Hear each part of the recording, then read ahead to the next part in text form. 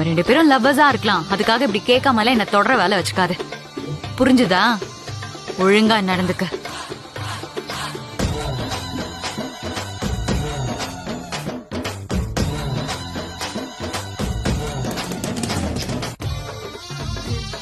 நீ பார்க்கதான் அப்பாவே, பண்றதெல்லாம் பொறுக்கித்தனம். ஐயோ, கால மால ராத்திரி வேலை தூங்க வேணும் மேல உன்னை காதல் செய்வது ஒண்ணு என் வேலை. இப்படிலாம் பண்ணாதடா.